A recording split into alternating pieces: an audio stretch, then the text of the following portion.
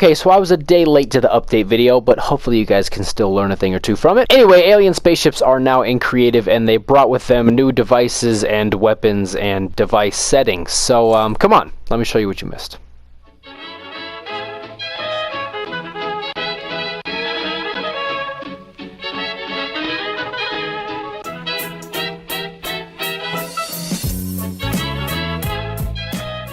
Hey everyone, this is Syntax and welcome to another update video. I can't lie, it feels like the last time we did a video like this was just last week.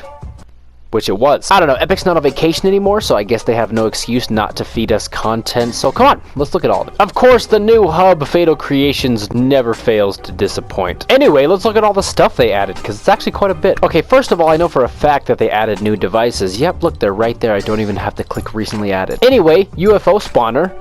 We have alien spaceships now. 10,000 memory! I'll tell you what, they really do figure out the best ways for us to spend memory in these maps. How much is the rest of... Wait, it's 2,000 more for every... Oh, no, no. Listen, I guess you could have an alien spaceship battle map, but you're gonna have to memory manage like a madman. I mean, it's a spaceship. You can shoot stuff. I haven't fully destroyed the Coliseum from the last update video, so I guess I can do that now.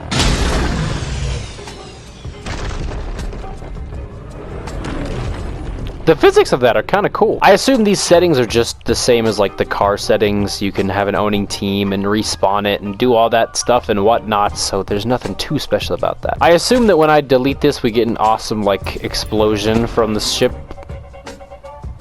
Okay, I was wrong. Anyway, the newest device that we got was the down but not out device because I don't count alien spaceships as a device, but this thing is supposedly pretty ridiculous. There's a ton of settings on this thing, and if you expect me to go through every single one of them, you're absolutely right, because I want to look at all of them. First of all, you can enable whether or not the player getting knocked is an actual thing, because you can do this in the island settings, but now we have a whole device for it. Tenacity depletion rate. How many 6-year-olds do you think are going to be able to pronounce that, Epic?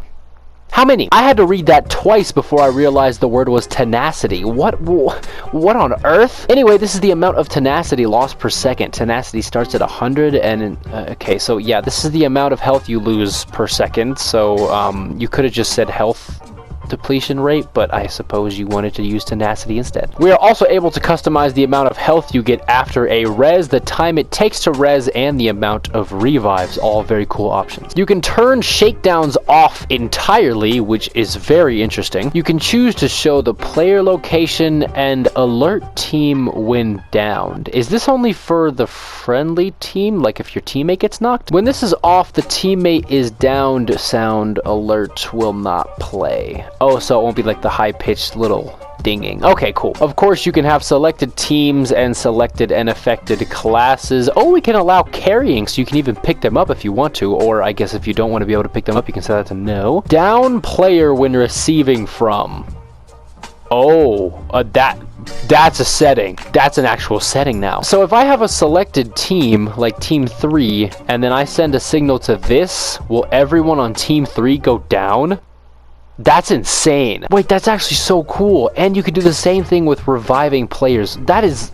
Oh, the game modes. The game modes that are going to be made with this. You can also send a signal on downing a player and picking a player up. Dude, what? But yeah, by the looks of it, you can just send signals and knock players at will now, which is absolutely insane. The game modes from this in a couple weeks or even just a week are going to be ridiculous. Not any game modes I'll be making, but I'm sure Epic will feature the life out of all the people that do make game modes with it. So yeah, down but not out device.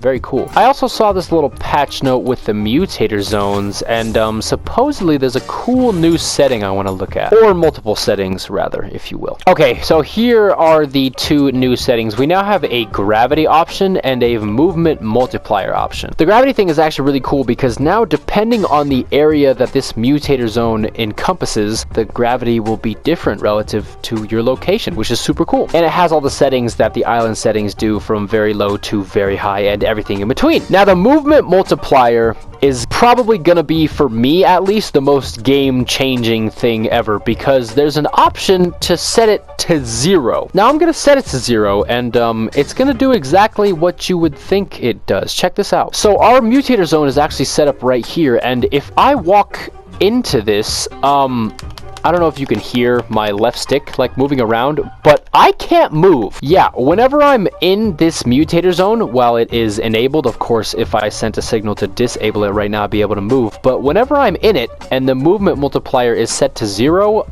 I'm stuck.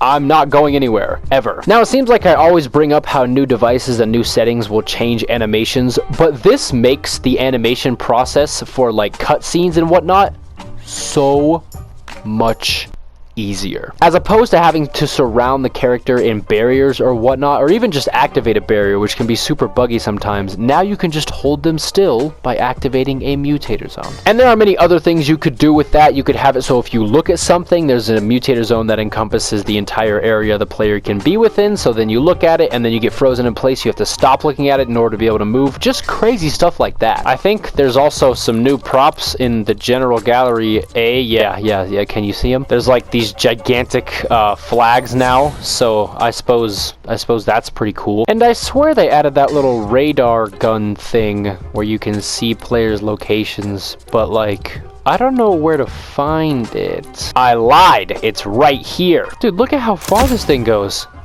It just flies off into the distance. There's also now the 0-point fish, which I think is broken. I don't actually. Yeah.